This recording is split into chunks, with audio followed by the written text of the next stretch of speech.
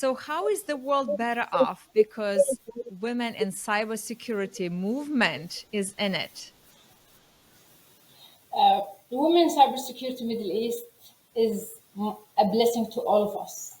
And I'm not saying it's only to the region. I know that's a blessing even across the globe. It's very close to my heart, and I have witnessed it growing from 2018 till date, from only 8 founding partners to more than 2,200 ladies across the region, where we have witnessed uncountable success stories. And our impact, Laura, is not only impacting the ladies within our region, it's impacting the families, it's impacting the societies, and it's even impacting and helping the countries to raise their cyber power maturity. And that's all through building the cyber capabilities. With in our recent or in our last contribution in the United Nations, where I have intervened as the first women cybersecurity group to contribute as a civil capacity, we did a statement that was pioneering across the women cyber groups, and we were the voice for such category globally. And we were so proud to showcase what is our impact as a voluntary group of women who are reporting with different hats, being, the social hat, where it was a mother or a daughter or an auntie, and the career hat, where she needs to work from 7 to 3, continuously delivering, competing, challenging, leading. Then the community work, where we voluntarily, with our passion, give, lead, and contribute and build, capacities. So we have worked on 3 main let's say tracks, where we built a platform within the region from rising stars. And now we're breaking the record that even the mothers of these ladies, we have like newborns. Some of them even with our, we call them male allies. So one of our male allies who strongly believe in our mission, he said, I just had a baby daughter, baby girl, and I would love her to become a Wixme when she grows up. This is how much he sees we're adding value to this. So we're even impacting, parents and being part of what we're doing because they are seeing we're doing the change. So we have created that platform from rising stars up to executives, all of them within the same forum.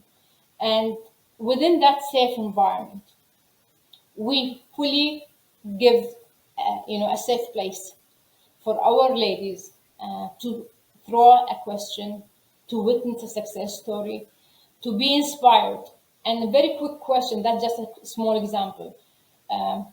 One of our PhD students, she came to me through LinkedIn and she said, Doctora, I have a questionnaire and I need women leaders to fill in it. Can I do an interview? Usually what I do, Laura, I don't do 1 + 1 = 2. I take 1 + 1 = 1,000. So I take her, I multiply how I can serve her as best.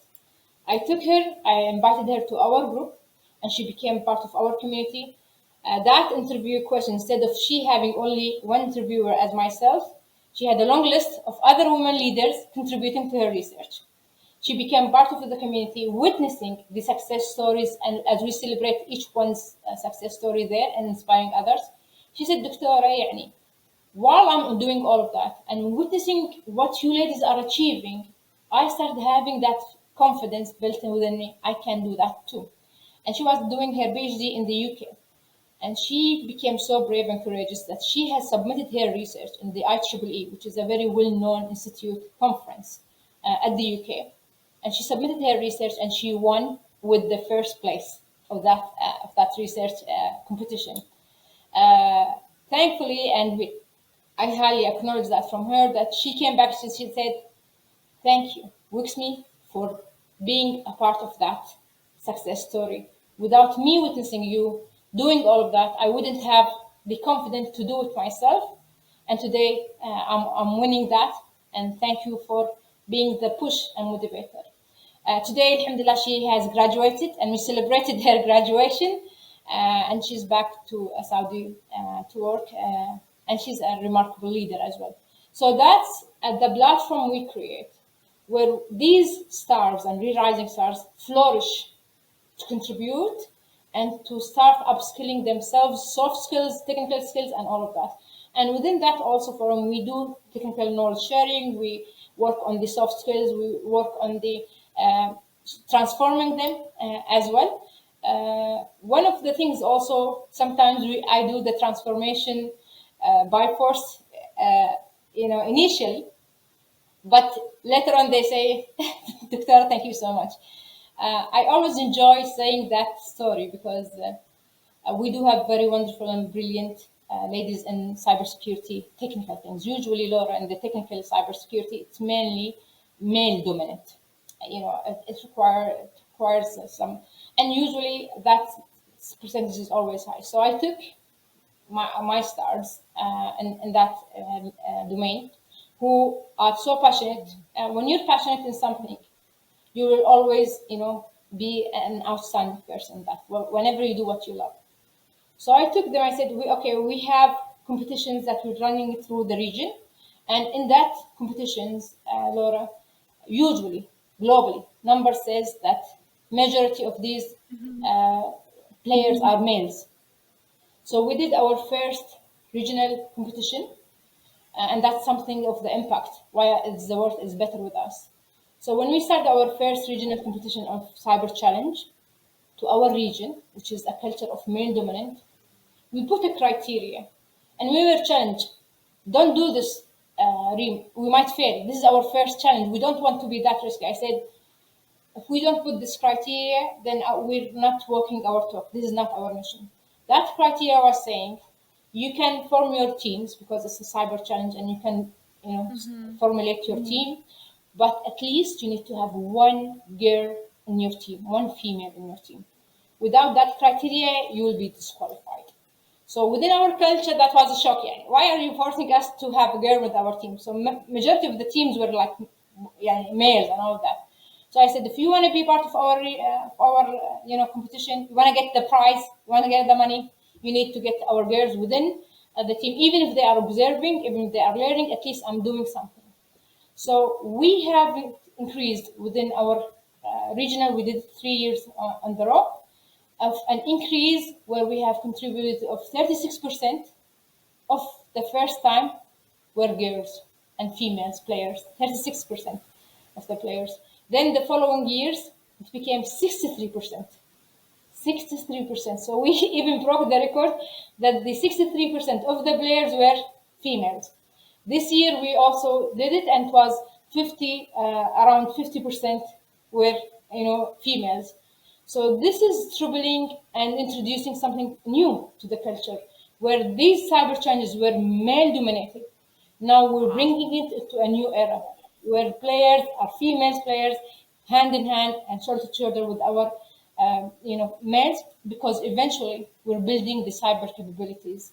And when we say cyber capabilities, we're not discriminating it's male cyber capability or female cyber. We're saying the nation's cyber capability. So when we invest in them both, because I believe thoroughly and deeply that we are always complementing each other. I'm not here to challenge you or say I'm superseding you. I know that I will always be stronger with you as my male ally, as my male mentor, as my male partner, and throughout the journey. One of the last also success stories that why we are also better in this world is that we have also introduced the award track. And within our culture, Laura, our women are conservative, shy, and sometimes we have that imposter syndrome at some level. So when we first started to introduce a full track of awards for women in cyber, usually in the region and globally, you have awards in cyber, and you have one category is dedicated to women leaders. But in our initiative, we said we will initiate a full track for women cyber awards with different categories, and we can also allocate an additional category for our male allies. Okay, doing that, we had a struggle to get ladies to nominate, because that's something not the culture. You want me to go and nominate? I'm not that. I don't think I did that much of achievement.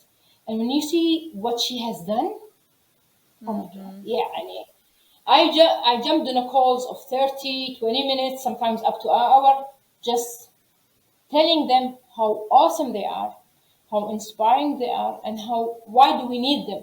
And I'm telling them, I swear to God, I don't need you to nominate just for you. I want you to nominate so others will be inspired by your story, and you will inspire even more younger girls to follow your pattern. Without you showcasing your achievement and your success stories, our young girls will never know that there are ladies from our region who are achieving this much. So we have introduced, and we have amazing number of success stories. We have our jury, which was from around the globe, they were amazed by seeing all of these success stories within the region, and I called it uncovering the cyber jewels of our region, because they were jewels, and nobody have for the acknowledge them, because they were themselves thought that they are not that worthy enough to nominate for awards. So I believe we have done that, and we done Mm-hmm. it successfully. The second year, they were asking us, when are you going to open the nomination, announcement, so we can start submitting.